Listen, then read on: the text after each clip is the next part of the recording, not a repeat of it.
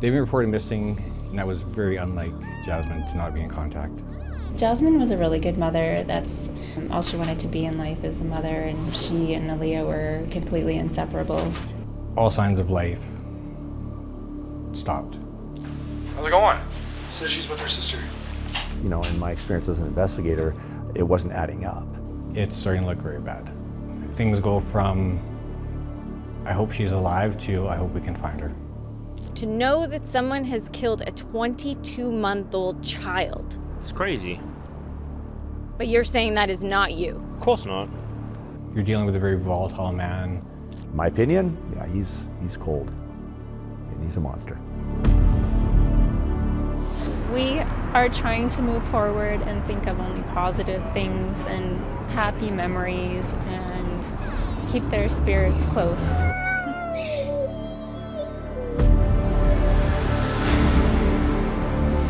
Welcome to Crime Beat. I'm Anthony Robart. When a young mother and her 22-month-old daughter miss a series of family and work engagements, loved ones grow concerned. Police work to retrace Jasmine Lovett's movements, only to learn that her footprints of life had come to an abrupt and shocking end, and there was no sign of them anywhere. Here now is Nancy Hixt with Vanished.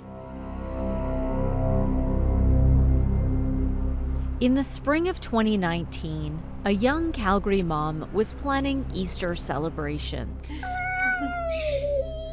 That week, Jasmine Lovett and her 22-month-old daughter, Aaliyah Sanderson, went to a nearby grocery store in the southeast community of Cranston. They were captured on CCTV using the self-checkout on Monday, April 15th at 3:06 p.m. That was the last time the mother and daughter were seen together, alive. On Good Friday, Jasmine's sister texted her. When there was no answer, she reached out on Facebook and later knocked on her door. Again, there was no answer. 2 days later, on Easter Sunday, Jasmine's mother knocked on her door. When no one answered, she left a note for Jasmine to call her. But that call never came. On April 23rd of 2019, the Calgary Police Service received a missing persons report in regards to Jasmine Lovett and her daughter, Aaliyah Sanderson, who was 22 months old at the time. They've been reported missing by their mother as not being heard of for 7 or 8 days at the time, and that was very unlike Jasmine to not be in contact. According to Calgary Police, 99% of missing persons cases are resolved within 24 hours when the people are located. However, it was quickly apparent to investigators that this case might be one of those rare 1%.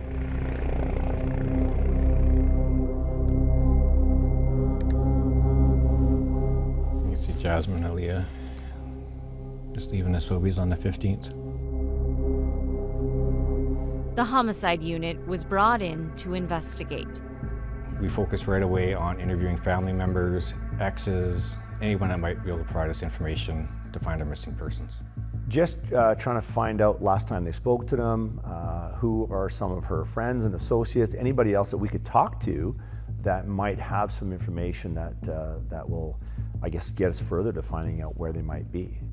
So one of the first people we speak to is Aaliyah's dad. He's been estranged from Aaliyah. Unfortunately, he can't tell us a lot of details, but we are able to rule him out as being involved at this time. I remember interviewing the sister initially in our police car, and she was very emotional about how uncharacteristic this was for Jasmine to not have any communication with them. That's when police learned Jasmine had a roommate. So we learned that Jasmine's a single mom, but she is in a relationship with Robert Leeming, who actually lives at the same residence as Jasmine. We learned that Robert's from the UK. They had met on a dating app. And we also learned that Robert had recently been unemployed. The relationship between Jasmine and Robert was always a little bit questionable as to the exact status of what that relationship was. There were some family members that thought it was more of a roommate situation, and there were some family members that thought for sure that they were intimate and they were a couple.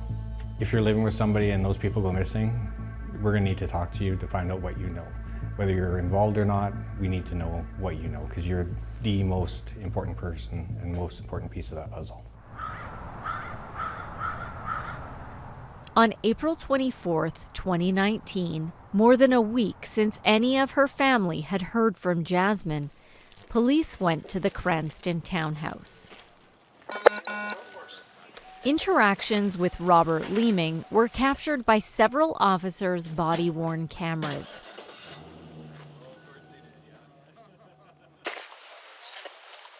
How's it going? Says she's with her sister. Well, that doesn't make a whole lot of sense. Alright, well, we're just going to take a quick look around. We need to have a look. So, sorry, you're Robert? Yeah, I am. Okay. So, I've been drinking, smoking a lot, so. okay. Okay, so she's not with her sister.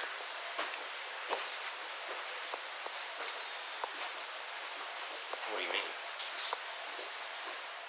Well, that's the reason that we're here, Why do you think we're here? is that the family's calling us saying we haven't heard from our daughter and our sister. Yeah, it makes sense. Okay, that makes sense? Yeah, Okay, why does that make sense? because I haven't heard from her either. This isn't just like a roommate, this is your girlfriend. No, it's more roommate than girlfriend. Okay.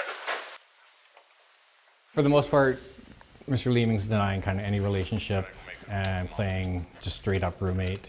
Knows her, friends with Aaliyah, but doesn't keep track of her comings and goings. To patrol, it seemed like there was a likelihood he could just be a roommate and he's got a girlfriend. So obviously with that information we look and we have to speak to the girlfriend who actually confirms and corroborates that she did spend time with Mr. Leeming. So, the last time that you saw Jasmine was when? Thursday. Okay. And at that time, you guys were A-okay or fighting, or what was the status? I would say in the air. So what makes you believe that she's with her sister? She told me that she was going to go and spend Easter with them on Tuesday. Initially we were looking at the possibility of Jasmine running away. We did know the relationship, at least according to family, did have some issues. So we have to keep that in mind, that maybe this was a personal decision of hers just to leave and basically cut off all ties so she couldn't be found. If that was true, investigators felt they'd find some sort of footprints of life. It's not normal for people, especially in today's culture, to just not be in touch with something, not be online somehow. And for that to all stop is really the only reason would be your phone's dead, and that doesn't last that long. So basically the week prior to Jasmine being reported, all signs of life stopped.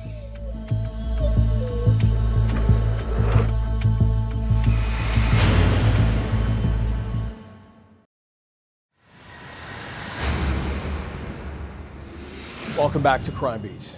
Police worked tirelessly to find a young mother and her 22-month-old daughter. A quick search of her home came up empty, and interviews with family and friends didn't provide any new leads. Here again is Nancy Hixt with Vanished.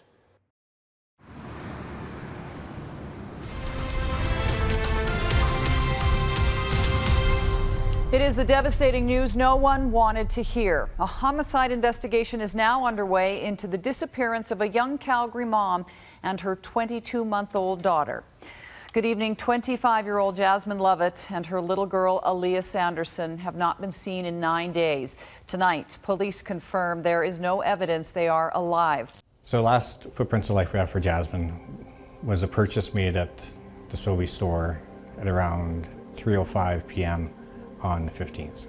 if something has happened to somebody, you lose a whole week or 10 days, in this case, of gathering evidence and allowing cleanups to be done and things to be discarded, phones to be gotten rid of, anything like that, that in a suspicious death would be common if you have that kind of time.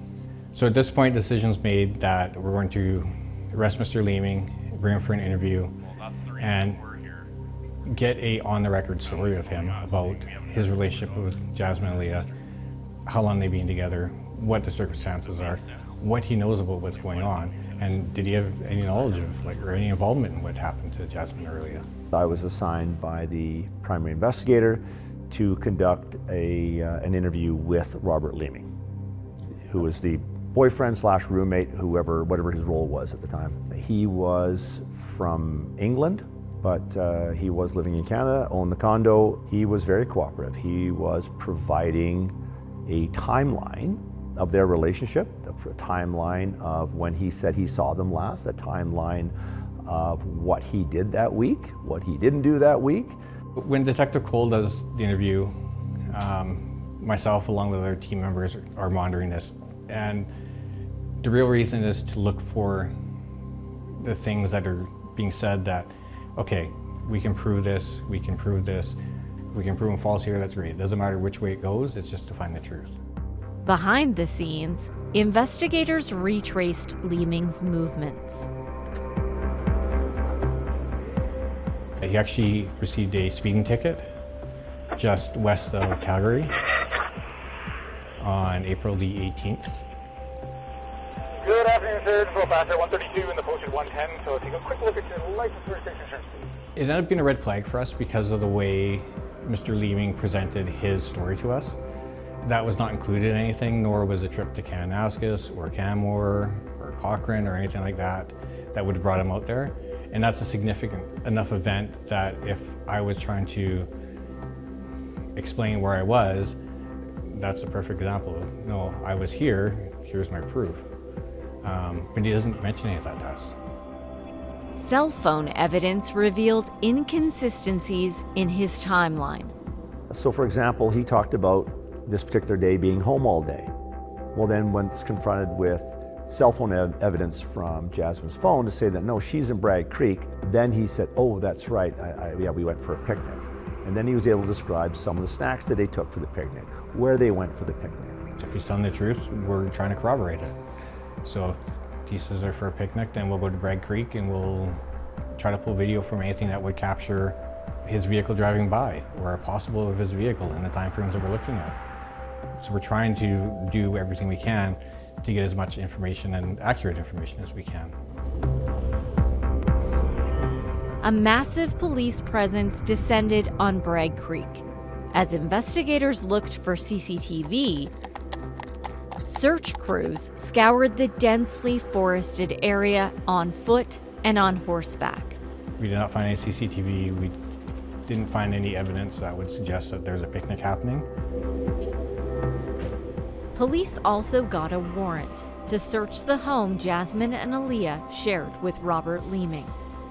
The front entrance to that residence, it had been braced shut with 2 extended telescopic posts that were attached to both sides of the door and then braced down to the floor. And I thought that was odd, for sure. Then, an even more unusual discovery. We started finding bacon, raw bacon. Bacon that was strewn over the chairs within the kitchen, the backs of the chairs. It was raw. It took some time before I actually was able to identify what it was, but it wasn't rotted. It hadn't been there long. And that really raised some alarms for myself as to what we had here. I had spoken to a few people and they thought, well, maybe it was a tactic that he was trying to employ to confuse the cadaver dogs. Our dogs aren't trained with the use of pork, so it had no effect on the dogs. I've never seen that before. Some of the stuff he had no answer for, like for example, the raw bacon. I said, any idea how that got there? He goes, poof, yeah, no idea. I said, you would agree that's a strange place to find raw bacon. And he said, yeah, absolutely. don't really have an answer for you. It appeared to me that the house had been cleaned. With infrared and UV light source, we could start seeing some smear marks on the floor and on the walls. Investigators worried key evidence had been destroyed. Generally, if there is blood, we'll get a reaction. It'll glow immediately, and the camera will pick up on that.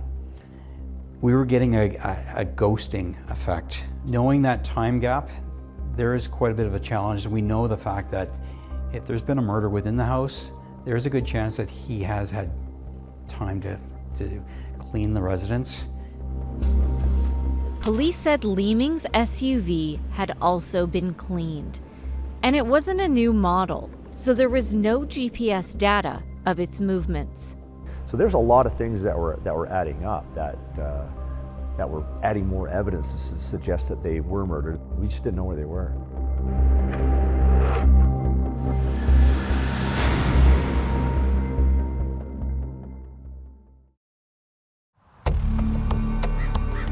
Investigators were finally able to create a true timeline of Robert Leeming's movements based on CCTV evidence they'd located. We actually captured Mr. Leeming throwing items into the communal garbage bins. Those garbage bins were seized by police and would be searched. They also found footage from April 20th of Leeming dumping mulch at his townhouse complex. The mulch, the cuttings from the paper being found out there, we're finding it in the front yard. We're finding that mulch is containing, I'm not sure if he's trying to hide documentation. This is when things start taking a turn. So from the CCTV, one of the key ones we found was actually from one of the gas stations. We're able to capture Mr. Leeming filling up a jerry can. But when he actually opens the hatch of his vehicle, under the blanket you can actually see what appeared to be the stock of a gun. Once you see that, things go from, I hope she's alive, to I hope we can find her. At Calgary Police Headquarters, Robert Leeming was questioned for 24 hours. I was trying to appeal to the human side of him, to say, hey, listen, like, we have a mom and a little girl out there. You know, it's important for you to share, where are they? It's looking like you're responsible for this. But he was released without charges on that first interview.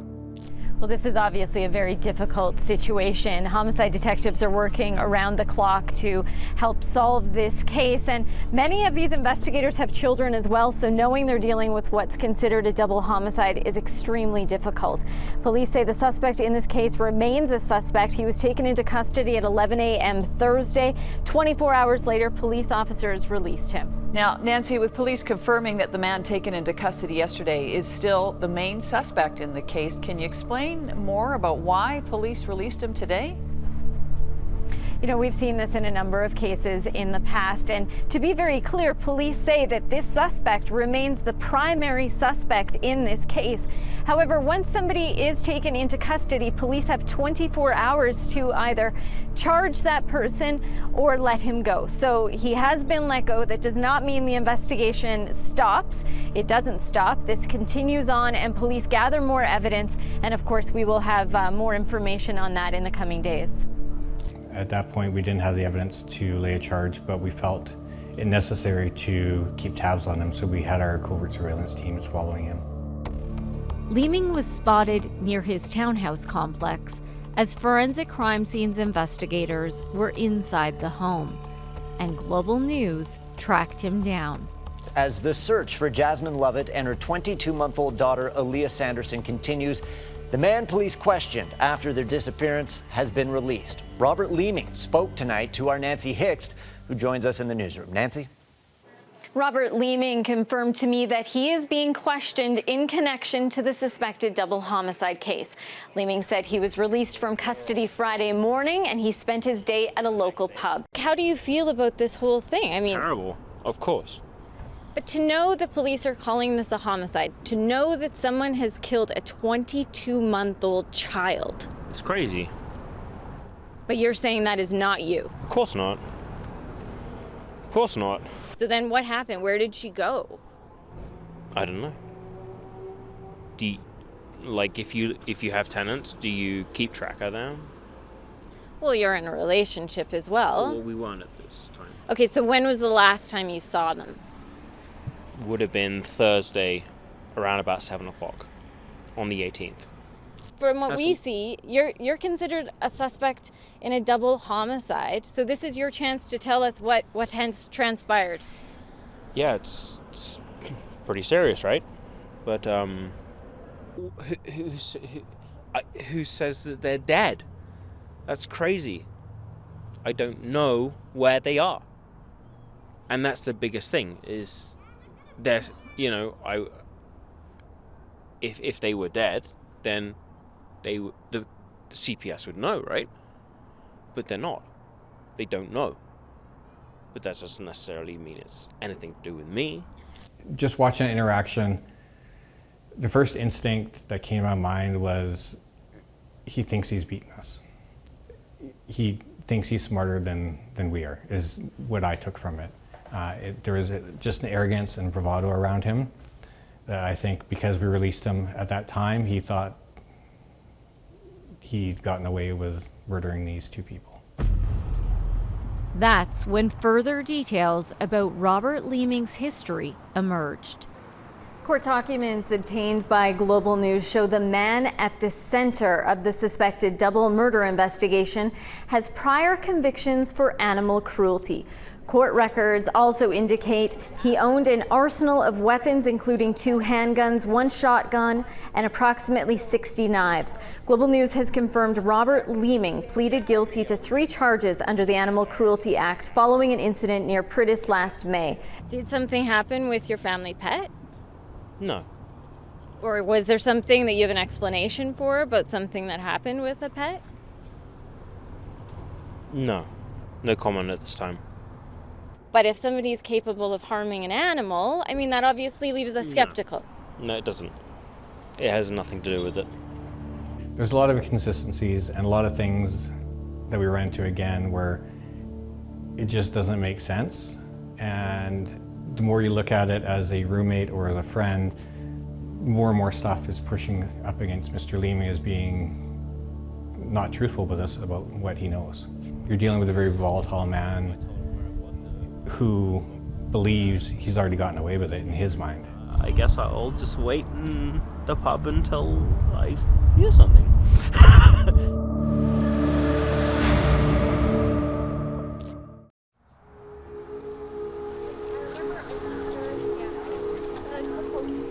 Family, friends, and complete strangers gathered at a vigil for Jasmine and Aaliyah. Aaliyah was a wonderful blessing in the family. She was a really happy baby, always happy to see Nana. She was really an amazing baby. It's a huge loss. Bye-bye. Jasmine was a really good mother. That's all she wanted to be in life as a mother, and she and Aaliyah were completely inseparable. Aaliyah, she took after Jasmine quite a bit, even in all of the small things, for sure. She was like a little angel, and she had such an amazing spirit. She had a really, really cute laugh.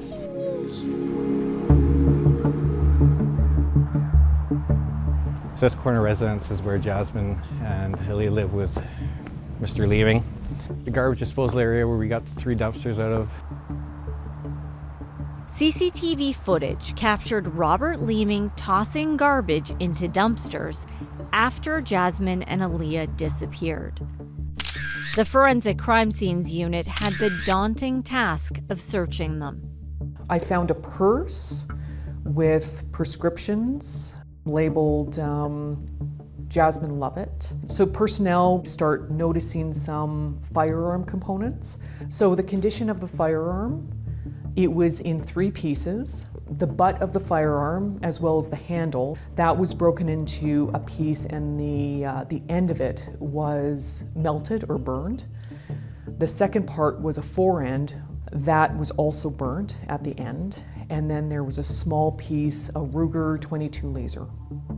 I found pretty much a clump of shredded paper, and I started digging through and noticed something very distinctive. It was a navy blue and gold emblem shredded, but it was partially shredded. So I decided to start picking out the pieces of the shredded paper, and I saw the eye set as well as a name, Jasmine Lovett, and determined that it was a Canadian passport. Like the passport and those type of things that you shouldn't be throwing away if somebody's alive. This is looking bad. It's starting to look very bad. Evidence was building against Robert Leeming. I was contacted by Mr. Leeming's family. The police were now looking at Mr. Leeming as a suspect. Despite Mr. Leeming being suspect number one, and perhaps maybe the only suspect, the police were not able to move on it. They didn't have enough to charge him because, first and foremost, they didn't have any bodies. And without the bodies, it's very difficult to know if this is a murder or something else. Or whether Ms. Lovett and her child had just disappeared on their own. We tried calling, sent a written communication over. But days went by and Leeming didn't contact his lawyer. Then, on May 5th, nearly 3 weeks after the mother and toddler disappeared, Mr. Leeming was crossing the street not far from his house and was approached by two strangers. the two men recognized Leeming from his interview with Global News. These two so-called bikers had some physical pieces of evidence. For example, the shredded passport of Miss Lovett that Mr. Leeming had shredded a day or so earlier and had thrown it out into the garbage. That didn't just pique Mr. Leeming's interest, it convinced him that these people had something that he would be interested in and took him down the road of believing that they could help him. And so he, in short order, trusted them. Though he was a bit suspicious at first, Leeming didn't realize that his new friends were actually undercover police officers. If I ask if you're cops, you have to tell me, right? Yes. We need to find them, and that's ultimately the biggest goal is, again, holding that sliver of hope that they might still be alive, is if they're alive, we need to know. And if he doesn't want to talk to us, then maybe this technique will work. Do you want to know why they're so pissed off with me?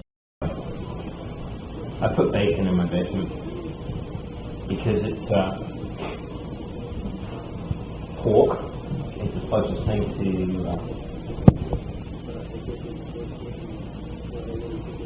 people in the way that dogs react to them. There were different things offered to him. You know, we can help dispose of evidence, we can help you get away. There were different things like that offered. But the condition was always, we need to know what we're dealing with. So these two new friends he had made said that in order for us to help, we need to know what's going on. We need, if there's bodies, we need bodies. If we're going to dispose of bodies, you know, we need to get them to be able to dispose of them. So things like that, I suspect, convinced Mr. Leeming that these were not only trustworthy people who were going to help him, but he needed to take them to where the bodies were. That's when Robert Leeming finally opened up. So you head towards Nakista, like you go into the ski hill. You carry on going for probably about 20 clicks until you see a gas station on the left. You go a little bit further up from there, you can't miss it. You keep going on Highway 40, and as the road turns up the hill, there's you kind of have to look backwards, and there is a little maintenance road. You need a truck to get up there. Was Robert Leeming finally telling the truth? Would this information lead police to Jasmine and Aaliyah? We are throwing a lot into this basket. Once you get out into the wilderness, you have the animals, you have just the sheer ability to try to find somebody out in the wilderness is near impossible. You know, the main thing we want to do is find Jasmine and Aaliyah.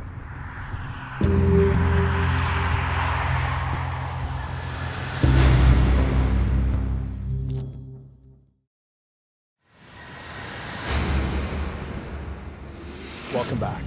Nearly 3 weeks after a young mother and her daughter disappeared, it was looking like they might never be found. But behind the scenes, a carefully crafted plan carried out by undercover officers finally solved the mystery. Here now is Nancy Hixt with the conclusion of Vanished.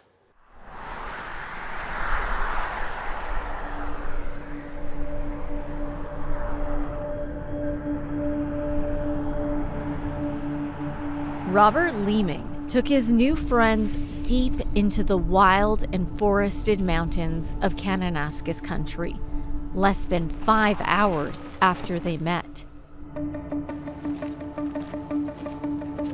Yeah, so it should be just around the tree and then off to our left.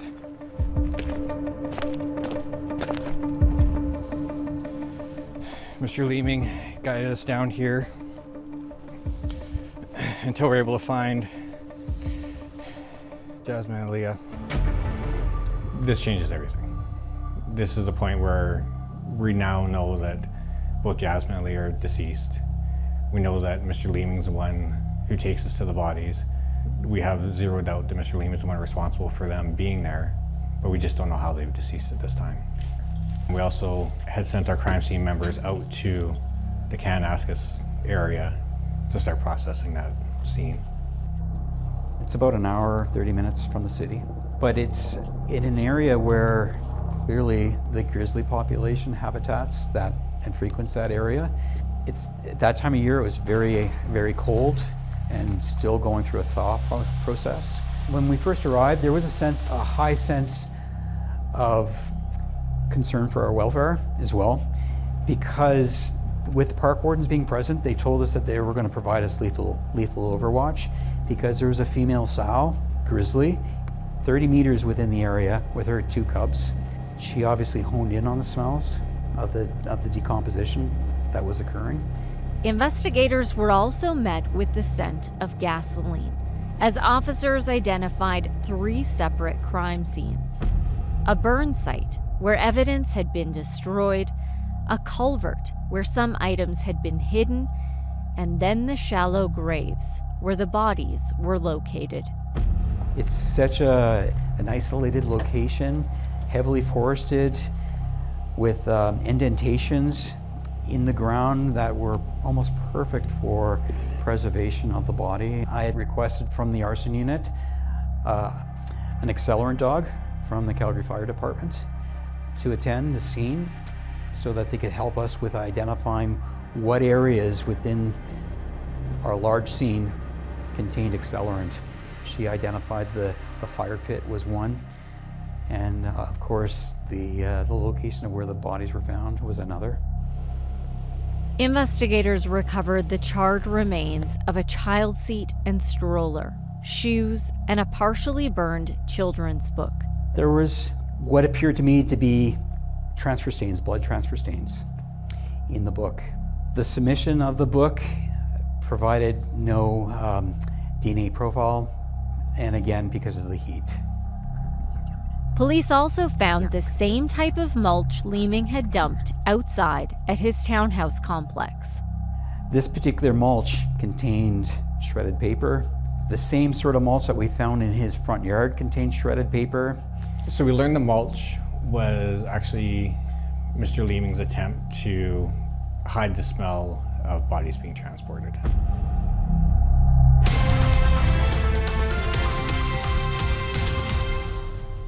A heart-wrenching scene unfolding in Kananaskis. Police believe they found the bodies of missing mother Jasmine Lovett and her 22-month-old daughter Aaliyah Sanderson. Nancy, a devastating day for the victims' families and for our city. It is absolutely heartbreaking. This was the worst possible outcome, to know that the bodies of Jasmine and Aaliyah have been recovered. Even though this has been considered a double homicide for some time, I think everyone just held out some hope. So really just devastating news.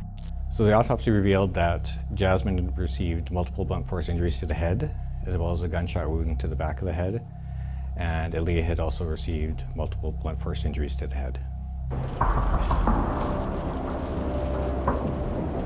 Robert Leeming was arrested and charged with 2 counts of second-degree murder. What was different about him is in the first interview he had a full head of hair and a beard, and in this interview he had shaved his head and shaved his beard. And his demeanor was a complete reversal from the first interview. He had no comment to make about anything. I presented him evidence, additional evidence, tried to appeal to his human side as to why this had to happen, and he had nothing to say about it. Yeah, he's cold. He's a monster. I saw no remorse from him whatsoever. By now, Leeming had finally contacted high-profile criminal defense lawyer Balfour Durr and realized his new friends were undercover police officers. I spoke to Mr. Leeming within probably hours of him being arrested. You know, whenever we encounter one of these cases where someone makes a statement to the police, either because he knows they're police officers or because he doesn't know they're police officers, but undercover officers have fooled him, you know, it just goes contrary to everything that a defense counsel tells an accused, which is keep your mouth shut.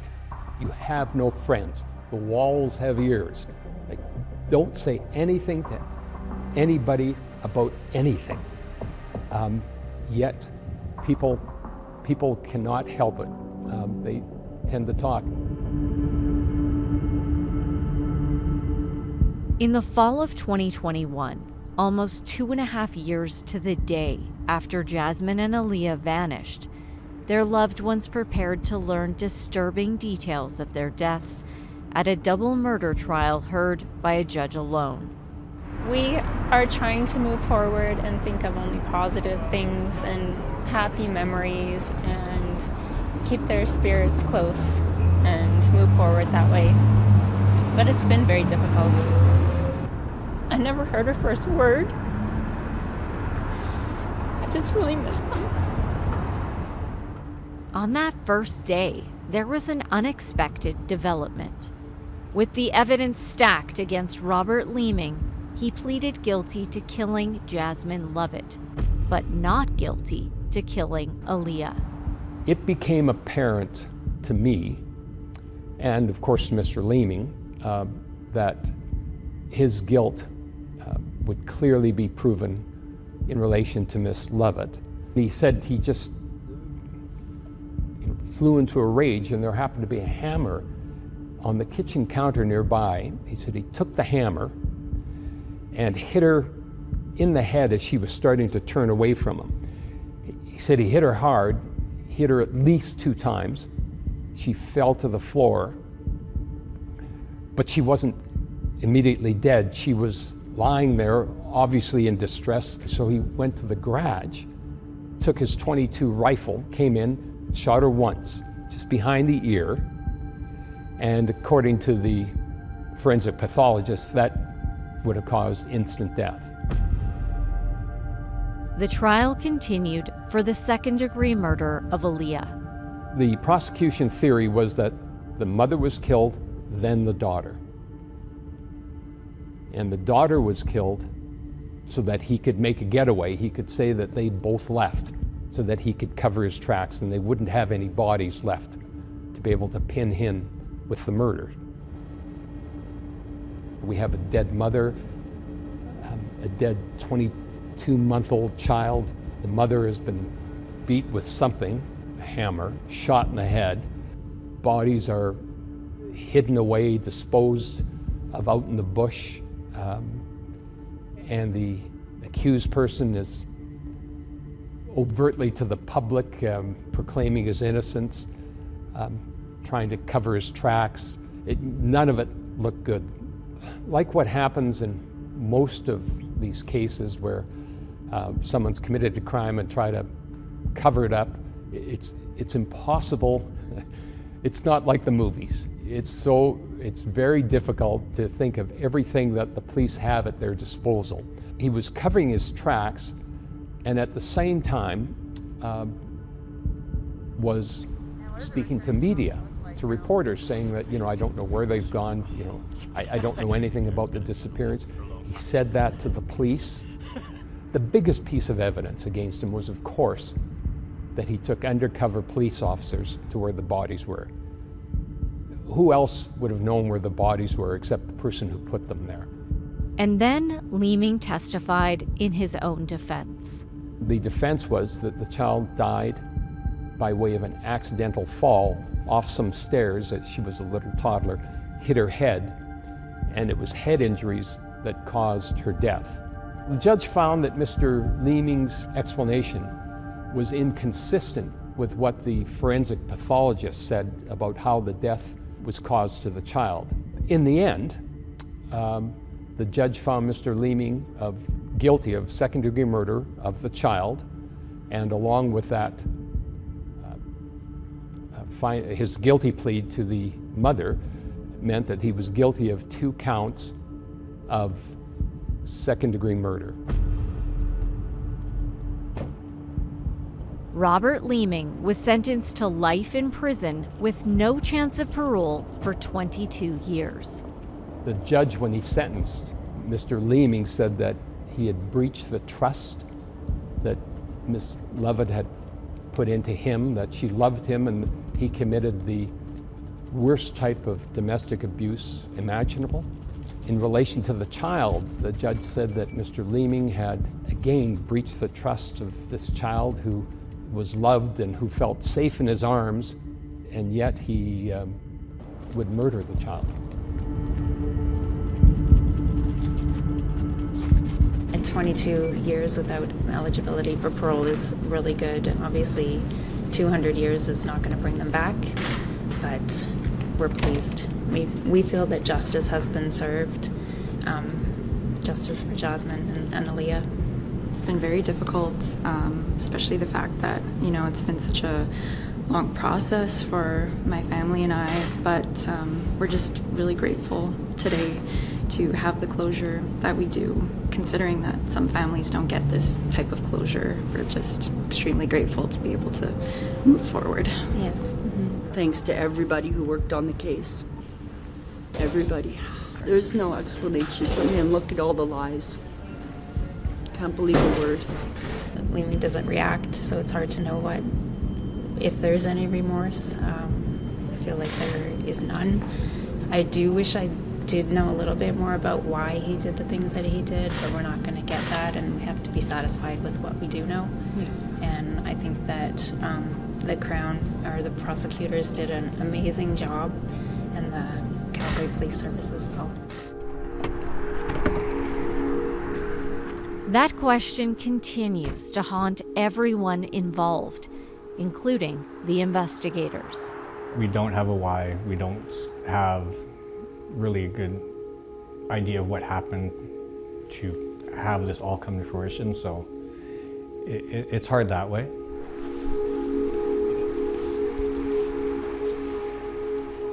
Deep in the woods in Kananaskis, there's a special plaque police created and put up to both remember and honor the mother and daughter whose lives were so senselessly stolen. It's tragic for the family, and it's so sad that it had to end this way. This is one I'll never forget. Like this, I'll keep with me till the day I die. Jasmine and Aaliyah's family has worked to raise both awareness and money for victims of domestic abuse, donating thousands of dollars to the Calgary Women's Emergency Shelter in their honor. Thank you for joining us tonight on Crime Beat. I'm Anthony Robart. Want more episodes of Crime Beat? Listen to the Crime Beat podcast now for free on Apple Podcasts, Spotify, or wherever you find your favorite podcast. And for past episodes of Crime Beat, go to the Global TV app, visit globaltv.com, or check out our Crime Beat YouTube page.